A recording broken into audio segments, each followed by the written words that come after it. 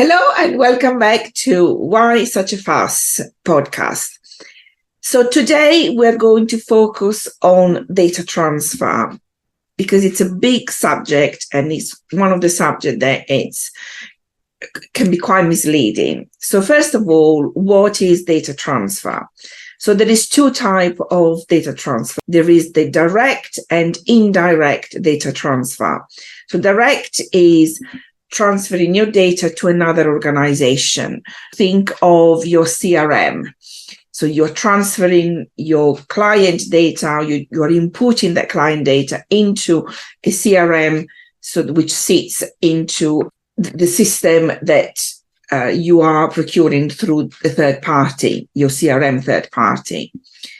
And then indirect data transfer, or is also referred to as onward data transfer, is when the CRM in our scenario then transfer that data further onwards to another provider. So that would be defined as a sub-processor. So there is that to be considered.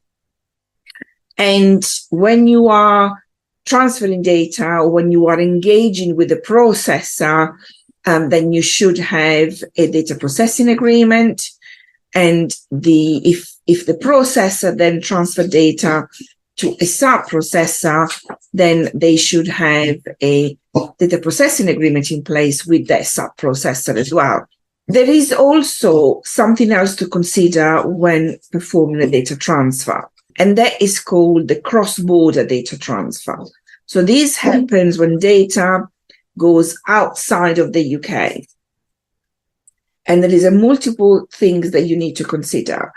If the data that is going outside of the UK is going to a country that has an adequacy status, then you don't need to do anything. Data can flow freely between those countries. There is a full list available, and the EU, for example, has adequacy status. New Zealand, Japan, Canada, etc. But if you are transferring data to a country that does not have an adequacy status, like the US, for example, or Australia, then there are some safeguards that needs to be put in place.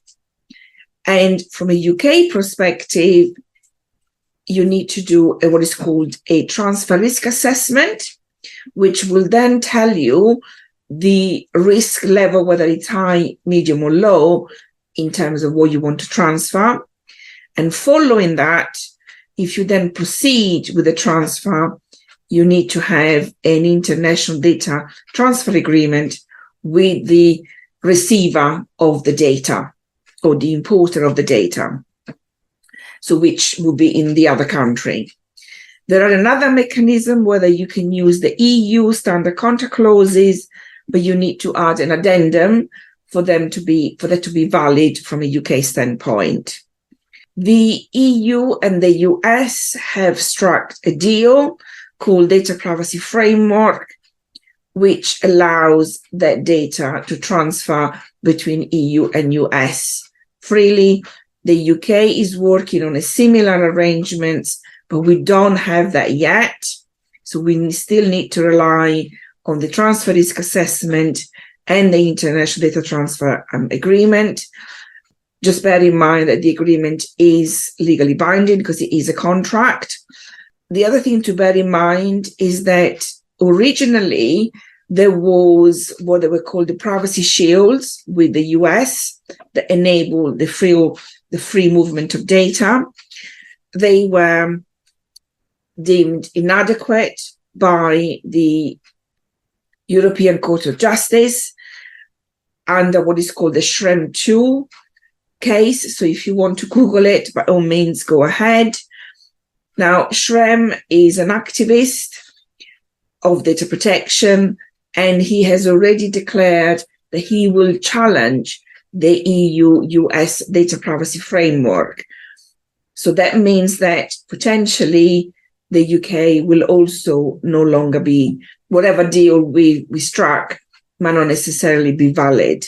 So just bear that in mind, that it's a long road for now, and until things change, we need to stick with what we've got.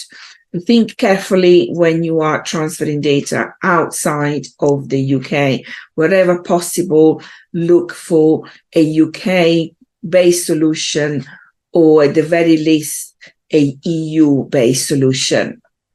So that concludes this episode. Thank you very much for listening. Speak to you next time.